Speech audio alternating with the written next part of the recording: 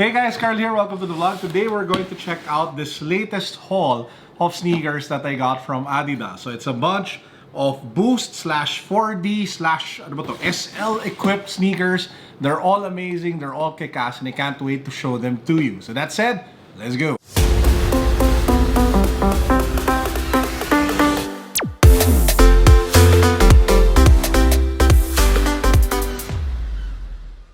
Now, before we get into the video, let me just give a quick shout out to the sponsor of today's video. Of course, I'm talking about Rose Gold and Black. Rose Gold and Black is a premium men's accessories brand based out of Australia. They ship amazing bracelets. They even came out with this minimalist bar necklace that I'm currently wearing right now.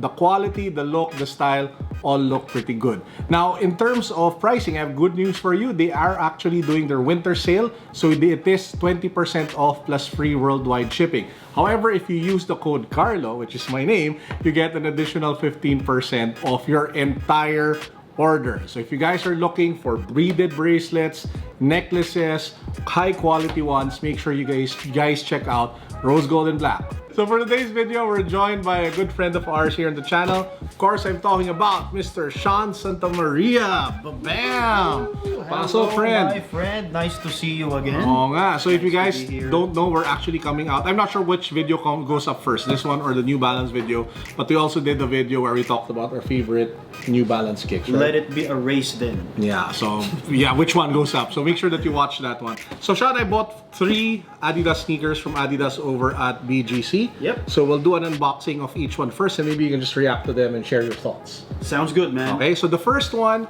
is their newest running shoe, which is called the SL20. Yes. So apparently it's a lightweight sneaker that's friendly on your wallet because it sells for just a little over 5,000 pesos. And it actually uses the midsole of a basketball shoe. So yun yung story behind the sneaker. Now, as you guys can see, it comes in your typical black Adidas box. If you pop it open, bam, nice. This is what it looks like. Now, obviously, it doesn't scream premium or it doesn't scream like, you know, something that would... How much is it again? 5,800. And SL stands for super light. Light strike. Super light, yeah. Super light, yeah. But the midsole is the light strike. Yes, yes. So this one, I think, is something to do with their city pack from Tokyo because if you take a look at the insole, it actually says something there about Tokyo. And the colorways that this came out with, this is black and gold, there's a black and orange, and there's a triple white one. So, bro, what do you think about the shoe, holding it in hand? Of the colorways you mentioned, I would have picked this. Right. I like black with Gold. bright, with gold and with another bright color next to it. So typically breads or black and yellows. I like it. They're lighter than they look. It deserves the super light name. Looks like a high performance sneaker. You can definitely rock this casually. For the price point, how much did you say this was? 5,800. Okay, this is gonna hit the outlets for sure. They're gonna slash 20-30% off. Maybe I won't buy it off the bat. I won't buy it right away. Wait for it to go down. Wait for it to go on sale. Does go down, this definitely will be in the will consider list. Yeah. So right now, not yet. Because at 5'8", you can already buy Boost equipped shoes. Yes. Yes. You can buy the Pure Boost, you can buy the Pure Boost, Pulse Boost HD, just add a little bit. So again, my suggestion is try it on feet. If you guys like it, wait a little bit and then maybe you pull the trigger and buy it when it's on sale. Yep. And always Adidas Philippines usually does sales. So just make sure that you are familiar with what happens. So that's the first shoe. This is the Adidas SL20. This is a sneaker that they're promoting heavily. In fact, they have an installation at the BGC shop. Yeah. And it's the one playing on their giant screen. It's got the 20 suffix, which means there will be a 21, 22, 23. Tutuloy-tuloy na nila yan. So that's the first shoe, the SL20. Sick leave 20. Sick leave. Okay, next. So from SL and Light Strike midsoles, which was the one used by the Hardens, diba? Yes, like for the Harden Volume 4s. We now go to Boost equipped sneakers. Yan. So si Heskix, one of my favorite YouTubers, he's the one at fault why I bought this one. So he did a video saying that this is the nicest looking Ultra Boost of 2020 so far, or maybe the nicest looking Ultra Boost period. So because he did that video, I just had to go out and buy it. So he is one of my sneaker YouTuber like influencers and idols. The influencer got influenced. Oh, one of the reasons why I got into this was because I was watching his videos. So if there's one guy I want to collaborate with in the future, be him. Okay, so this one is the Ultra Boost PB. Ano ba? Personal best, sabi ni Sean. No, the other Sean's. This is the Ultra Boost PB. So it came in 3 colors, if I'm not mistaken. There's a black and white, which is this one. There's a black, this is black, white, orange. There's a black and white, and there's a black and orange. Yeah, no. So 3 colorways, and as you can see, it comes in your typical top open Ultra Boost box. This is the new double door. Yeah, this is the new opening or the new box for the Ultra Boost. Before it used to be the bright yellow with yellow and orange stripes. Yeah, this one for me is better. Mas premium. Character. So you have the Boost Ultra Boost tissue paper, and then bam. You know. Yes, streaky. You know. Radiant. Oh bro, ikaw muna tumingin at ikaw muna mag-react.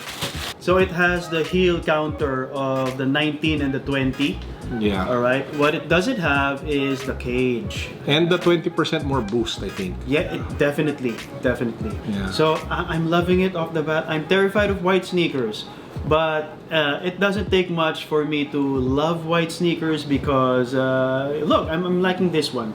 And it has that kinaskas look, and which conveys speed to me, right? And you have a gradient fade kind of midsole finish here. I like it. How much is this, Carlo? 9,500. Okay, pricey, and that's part of the deal. Price is always part of the deal. It's part of the appeal of the sneaker. So right now, I like how it looks. I just don't like the cost. Same here. Now, the great thing about this one for me in terms of design, I know what you get with the parang kaskas look. Yeah. For me, it kind of looks like brush strokes na parang Japanese. Iba yung interpretation, parang Rorschach test. Art guy. Yes. Diba? And I like the fact that they put in pops of orange. So you have that stripe here at the back, and you have the Adidas logo in some sort of like salmon/orange color at the tongue tab. I did put this on feet already, and my suggestion, if you guys will pick one up, is that you either go a half size up or a full size up depending on how wide your feet are. Kasi it doesn't have as much give compared to your traditional Ultra Boost. So yun lang yung thing that you might want to watch out for if you guys will buy this one. Okay, so the last sneaker, we've already done the SL, we've done the Boost, now we'll go to 4D. So this is the newest 4D sneaker to hit the market. It's called the 4D Run 1.0, and it's also one of the cheaper 4Ds, cheaper in quotation marks, because it sells for 14,000 pesos. Still expensive, but 4Ds are expensive. Yeah, but yeah, it's still pricey because some 4Ds retail for 16, some of them actually retail for 20. Yep. So this one is on the cheaper end of the 4Ds. So it comes in your typical 4D box, and if you slide it open, bam! Trypophobia right at your face. Trypophobia, baby. Google it up, man. Huwag mo na pag-google sa kanila, baka ma-activate The worst mistake you'll make after watching this video. Diba? So again, I'll hand it over to Sean for his first impressions. Okay, 4D is a technology that nobody else has. Does it look nice? Yes, there's aesthetics to it. There's attempts at looking different and aesthetically pleasing, but I just don't like holes, so I'm not gonna stare at it. Does it deserve the 14,000 peso price tag? There's a lot of R&D that went into it, so it does deserve it. Not an instant cop, but the sneaker looks nice. Okay, ako naman, it's the same. The reason why I buy a lot of shoes is mainly to do reviews. So what will happen next is I'll put it on feet in another video, and I'll give you guys a review of the 4D Run 1.0 silhouette. So it's a new kind of 4D. Yeah. So apparently the 4D midsole of this one is supposed to be a little bit softer, a little bit more springier compared to the previous 4Ds that are a bit stiffer. So, I have no point of comparison. Yeah, pero yun yung sinasabi nila. And again, I have to validate that, I have to test it out, and I'll be getting back to you guys on some sort of like on-feet review of this one in the next few days. Okay guys, so those are the sneakers that we have. Let me know which one you guys prefer the most.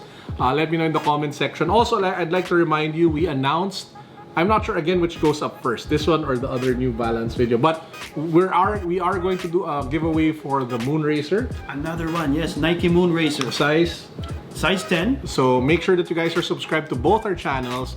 And if ever the New Balance video is not yet out, watch out for that. It should be coming soon. The mechanics will be there. But if it's already out, I'll put a link down below so you can watch it. So you can be part of the giveaway. Yes. Okay, so yun na yun. And with that said, I hope you guys enjoyed our video for today. As usual, peace, God bless, what's up, to the honors. Boom, boom. Boom, boom, boom.